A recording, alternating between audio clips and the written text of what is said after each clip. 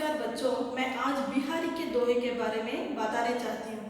बिहारी लाल जी ने गागर में सागर बनने वाला, वो कवि को गागर में सागर बनने वाला प्रारंभ में ही उन्होंने मुहावरे शब्दों को लिखा हुआ है। इसी का अर्थ है कि छोटे से छोटे घड़े में पूरा सागर को बनना। इसका अर्थ है अति सरल शब्दों से बहुत विचार बताने वाले ये महाकवि का जन्म ग्वालियर के पास गोविंदपुर नामक गांव में इनका जन्म हुआ है। इन्होंने समय के असाधारण कवि थे। इन्होंने लिखा हुआ प्रमुख रचना इस प्रकार है। बिहारी सत्साई में इस रचना में अनेक भाषाओं में अनेक टीकाएं लिखा हुआ है। इन्होंने हर एक मनुष्य का हर एक विषय पर श्रृंगार को वर्णन किया गया है। इसका बिहारी सत्साई कवन में रचना में इन्होंने बहुत श्रृंगार पूर्वक वर्णन का शब्द किया गया है। बिहारी सत्साई श्रृंगार का तो सागर है, ये श्रृंगार को तो एक महासागर है। इसमें समाज के विभिन्न पहलुओं के, विभिन्न दिशाओं के मार्मिक और निर्माणता के बारे में लिखा हुआ है। इन्होंने लिखा हुआ हर एक विषय को भी यह व्यापकता रीति काल के अन्य कवियों में से इनका रचना बहुत महत्वपूर्ण है। प्रस्तुत इस कविता में बिहारी जी ने कह रहे हैं कि मानव की सच्ची प्रेम और ममता और दान का महत्व और श्री कृष्ण के बारे में गोपिकाओं के उनका प्रेम व्यक्त करना और प्रभु श्री राम को अपना स्वामी का जैसा स्वीकार करना, इस और दुर्बलता, इसी के बारे में इन्होंने इस दोहे में लिखा हुआ है। बिहारी जी ने अपने सामाजिक और आर्थिक अभिवृद्धि के लिए अपने रचनाओं में बहुत हमें सूचनाएं दिए गए हैं। पहला पंक्ति इस प्रकार है। अपनी संपत्ति और नशा के बारे में बताया गया है। खनक कनक तई सौ गुनाव मादकता अधिकाई, उन्हीं खाए बहुराई, इन्हीं पाए ही बहुराई।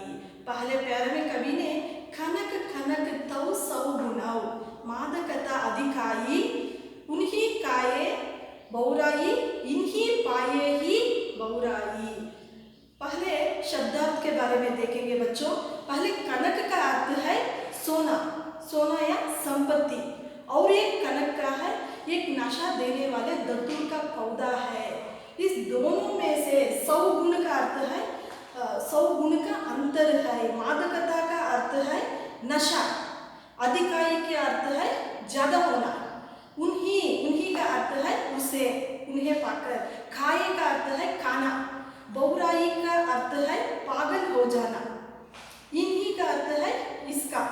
पाए का अर्थ है पाना और ही बहुराई का अर्थ है पागल हो जाना। कवि बिहारी जी ने पहले प्यारा में यह कहना चाहते हैं कि कनक कनक तई सौ गुणाव, एक कनक और दूसरे कनक, सोना और संपत्ति और एक बार का दत्तूर के पौधा, वे दोनों में से सोना और संपत्ति इसका भी ज्यादा नशा होता है। मादकता अधिकाई का अर्थ है ये संपत्ति नशा पर, दत्तूर के पौधे के आगे ये संपत्ति रूपी कनक बहुत ज्यादा नशा देते हैं इंसानों को। ये पौधे खाने के बाद कैसे उनका शरीर पर नशा होता है, इसी तरह एक इंसान को भी अपने पास धन दौलत ज्यादा होते इनके मन में भी ये नशा के भी ज्यादा नशा हो जाता है। उन्हीं खाए, ये धतूर के पौधों को खाया तो एक खाकर वो इंसान पागल हो जाता है। इन्हीं पाए धन दौलत संपत्ति को पाकर पाते वो इंसान क्या होता है, इनके मन, इनके दिमाग बहुराई हो जाता है। बहुराई का मतलब है पागल हो जाता है। इस धरती में हर एक इंसान को भी अपने पास धन दौलत बढ़ते बढ़ते वो क्या करता है, उनको माइंड से, उनको मन से वो भूल जाता है, अपने पहले रीति नीति को भूल जाकर वो ऐशारामी के जीवन के बारे में सोच लेता है। इसीलिए उनका मन धीरे धीरे धीरे वो पैसों पर पड़कर ऐशारामी जीवन के बारे में दौड़कर वो क्या करता है, उन्हीं की ना समझकर पागल हो जाता है। एक नशा के पौधों को खाकर वो मनुष्य इंसान अपने आप को भूलकर कैसा पागल हो जाता है। पैसों को पीछे भागकर एक व्यक्ति, एक मनुष्य ने अपने आप को भूलकर वो पागल बन जाता है। इसीलिए हम पैसों के पीछे भागना मत जाना चाहिए। हमारा कर्तव्य को हमें पूरा कर को जाना चाहिए। पैसों को पीछे, पैसों को बारे में हमें लालच मत करनी चाहिए। दूसरे प्यारा में जपमाला छापा तिलक, दूसरे प्यारे में कवि कहते हैं जपमाला छापा तिलक सरै ना ये कई कामू मन खांचै नाचै वृथा सांचै राचै रामो। इस कविता में सेकेंड प्यारा में बिहारी जी ने कह रही है कि जपमाला छापा तिलक, सरै ना ये कई कामू। जपमाला का मतलब है जप करने का माला। जो बैरागी लोग होता है उन्होंने जप करने का माला को अपने हाथ में रखता है, उसको जपमाला कहते हैं। चापा तिलक, चापा तिलक कहे तो हमारा फोरहेड पर, हमारा माथा पर हमें तिलक लगाते हैं, उसको तिलक कहते, चापा तिलक कहते हैं। सरै ना एक ही काम, सरै का मतलब है पूरा होना, हमारा काम, हमारा कर्तव्य पूरा होना। एक ही काम का मतलब है एक काम भी पूरा नहीं होता है। मन खांचै नाचै वृथा, मन कच्चा होकर ना, काचे मतलब हमारे मन में कच्चा मन रहे तो साचै नाचै राचै रामो, तब राम हमें प्रसन्न नहीं होता है।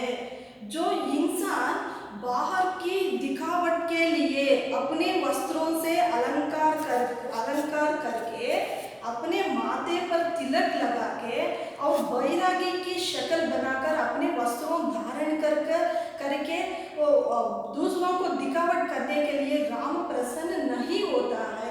वो इंसान राम के लिए प्रसन्न होना है तो उनके मन सच्ची मन रहना चाहिए, उनके मन परिशुद्ध रहना चाहिए। बाहर का दिखावट मत दिखाना चाहिए। वो अंदर का वो ये मन शुद्ध रहे तो हम राम को प्रसन्न कर पाते हैं। इसीलिए हम दूसरों के सामने, दूसरों के साथ हमें व्यवहार करने समय रीति नीति से करना चाहिए। हमारा मन में कच्चा मन रहकर राम कभी भी प्रसन्न नहीं होता है। तीसरी पंक्ति में कवि तीसरी प्यारा में कृष्ण के सौंदर्य के बारे में बताया गया है। अदर धरत हरि खाई पर, कवि तीसरी प्यारा में यह कह रहा है कि कृष्ण के सौंदर्य के बारे में एक गोपिका ने कैसे वर्णन किया गया है, इसी को यह तीसरी प्यारा में बिहार लाल जी ने लिखा हुआ है। अदर धरत हरि खाई पर ओंट डीटी फट ज्योति, हरित भांस की बांसुरी इंद्रधनुष रंग होती। अदर धरत हरिकै परत ओंट डीटी फट ज्योति, हरित भांस की बांसुरी इंद्रधनुष रंग होती। इधर अदर का मतलब है लिप्स, ओंट। किसका लिप्स ओंट है यहाँ? एक गोपिका ने अपने मन में श्री कृष्ण का वर्णन को वो कह रही है। पहले उन्होंने क्या कह रही है कि अदर का अर्थ है ओंट, धरत का अर्थ है रखना। कृष्ण ने अपने बांसुरी को ओंटों पर रखने का एक स्वप्न को देख रही है गोपिका। हरि का मतलब है श्री कृष्ण, परत का मतलब है आकर्षक है, आकर्षणीय है, ओंट का मतलब है लिप्स, और डीटी का मतलब है दृष्टि, स्वामी का आंखों का दृष्टि, पट का अर्थ है वस्त्र पहना हुआ, श्री कृष्ण भगवान ने पहना हुआ वस्त्र है ज्योति, उनका चमक और स्वामी जी का एक आकर्षण। हरित का अर्थ है हरा रंग, ग्रीन कलर, और बांस की अर्थ है बैम्बू, और बांसुरी का अर्थ है बैम्बू से बना हुआ एक फ्लूट। इंद्रधनुष का अर्थ है रेनबो, और रंग का अर्थ है कलर, होती का अर्थ है। कवि यह बताने चाहते हैं कि श्री कृष्ण भगवान का अधरों पर, उनके लिप्स पर क्या रखा हुआ है कि फ्लूट, बांसुरी को रखा हुआ है। ओंट डीटी पट ज्योति मीन्स उसका ओंटों पर वो बांसुरी को रखकर उनको दृष्टि परम रुचि लगता है। और उनका वस्त्र का रंग पीला होता है और ज्योति चमक रहे हैं, उनके मुंह में ज्योति आकर्षणीय चमक रही है। और हरा रंग का बांसुरी को अपनी लाल रंगों का ओंटों पर रखे तो वो पूरे रंगधार से श्री कृष्ण को देखने में, उनका आंखों में वो रेनबो को देखने जैसे, इंद्रधनुष को देखने जैसे भास हुई। किसको यहाँ भास हुई? एक गोपिका को अपने मन में श्री कृष्ण का आकार को इस प्रकार वर्णन कर रही है। किस प्रकार वर्णन कर रही है? स्वामी जी का वस्त्रालंकार और उनका ओंटों पर रखा हुआ बांसुरी और उनका पूरे वस्त्रधारण, वो शरीर में नीला रंग, ये पूरे देखने में गोपिका को रेनबो जैसे इंद्रधनुष जैसे रंगों से भरकर स्वामी उनका दर्शन दिए गए हैं। अगले प्यारा में कवि बताते हैं अति अगाधु अति हौतरौ नदी कूप सरु बाई, सो थाकी सागरु जहाँ झाकी प्यास बुझाई। हमारे सृष्टि में तो अति अगाधु मीन्स बहुत से, डीप गहरे, अगाधु का मतलब है गहरे, अति अवतरो का मतलब है उतले, बहुत से बहुत विड्थ। हमारे सृष्टि में वो भगवान ने क्या क्या किया है कि सरोवर किया है, नदी किया है, और बाई का मतलब है बावड़ी। अगाधु का अर्थ है गहरा का अर्थ है बहुत से बहुत डीप।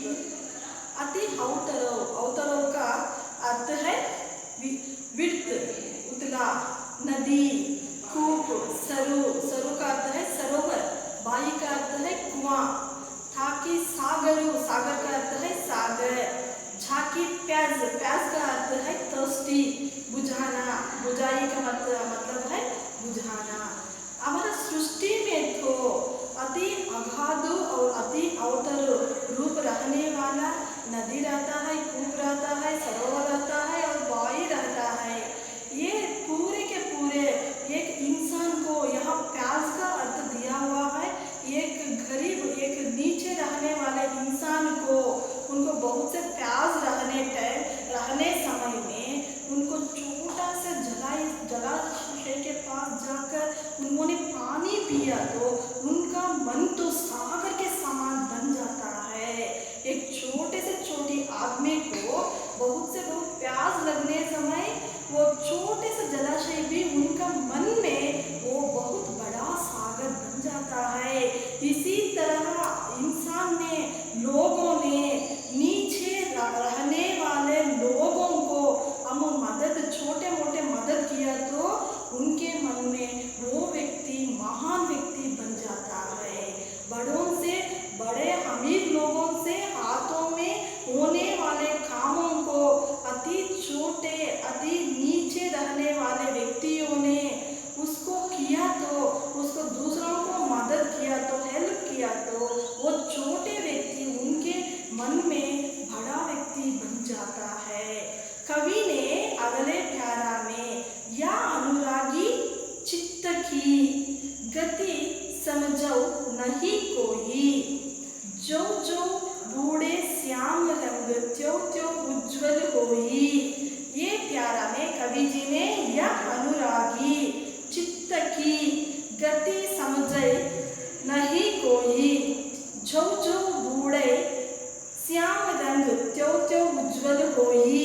इस पद्य में अनुरागी का मतलब है प्रेम, चित्त की मतलब है मन, मन की गति का अर्थ है चल, समझो नहीं कोई, कोई नहीं समझता है। त्यों त्यों मीन्स जैसे जैसे, श्याम रंग का अर्थ है काला, श्री कृष्ण का रंग है काला, और त्यों त्यों उज्जवल होई, ऐसे जैसे जैसे, उज्जवल मीन्स ब्राइट हो जाना। कवि इस कविता में बताने चाहते हैं प्रेमी जो जिसका मन प्रेम से, प्रेम का छाल से देखता है, उसको सभी अच्छाई जैसे दिखाई जाता है। किस व्यक्ति ने श्याम को बारे में गहरा डूब कर अपने मन को श्याम के लिए अर्पित करता है, श्याम का रंग तो काला है, उनका जीवन में उज्जवल हो जाता है। श्याम का रंग को काला एक मन में रहकर वो व्यक्ति ने श्री कृष्ण को अपने मन में भरा हुआ, तो वो काला रंग भी, श्री कृष्ण का काला रंग भी उनके मन में, उनके जीवन में प्रकाशमान बन जाता है। अगले प्यारा में कवि ने बढ़त बढ़त संपत्ति सलीलू मन सरोज बड़ी जाई, घटत घटत फिरी ना घटै भरू समूल कुम्ही लाई। बढ़त का अर्थ है बढ़ते जाना, इंक्रीज होना। संपत्ति मीन्स उनका प्रॉपर्टीज। सलीलू का अर्थ है पानी, और मन का अर्थ है जो मनुष्य का मन, और सरोज का अर्थ है लोटस, कमल का फूल है। बड़ी जाना मीन्स बढ़ते जाना, इंक्रीज हो जाना। और घटत मीन्स डिक्रीज, घटत का अर्थ है जो कम हो जाना, घटत फिरी ना घटे, पूरे के पूरे कम हो जाना। भरू मीन्स लेकिन, इसका अर्थ है लेकिन। समूल का अर्थ है वो कमल का फूल का जड़ को समूल कहते हैं। और कुम्ही लाई मीन्स मुरझाता है, उनका अर्थ है मुरझाना। जो व्यक्ति से अपनी संपत्ति दिन में ज्यादा हो रहे तो उनके मन, उनका जीवन पानी जैसा हो जाता है, पानी जैसा। उन्हें खर्च, उनका व्यवहार, उनका पूरे के पूरे पानी जैसा वो पैसों बन जाता है। लेकिन तब उनका मन कैसे होता है, पैसे रहने से उनका मन कमल जैसे खिल जाता है, कमल जैसे बड़ा हो जाता है।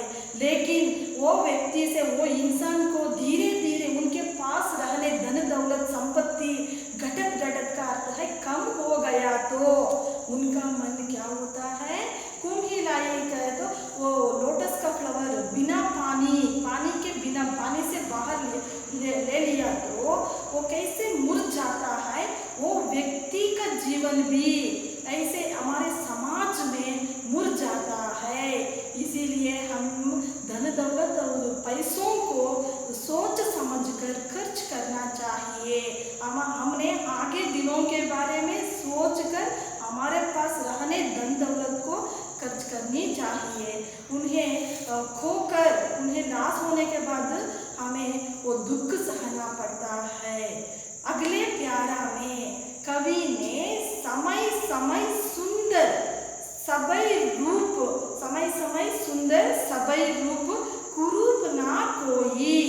कवि कहते हैं समय समय पर सुंदर सबई रूप कुरूप ना होई। मन की रुचि जेती सुंदर, मन की रुचि जेती तीत तेती रुचि। इसका अर्थ है समय का अर्थ है समय पर हमारे सृष्टि पर बहुत से बहुत सुंदर का अर्थ है ब्यूटीफुल। रूप का अर्थ है ब्यूटी, कुरूप का अर्थ है अगली। हमारे सृष्टि में तो हमारा सृष्टि किया गया है, सारे वो हरियाली से बहुत सुंदर से सुंदर सृष्टि हुआ है।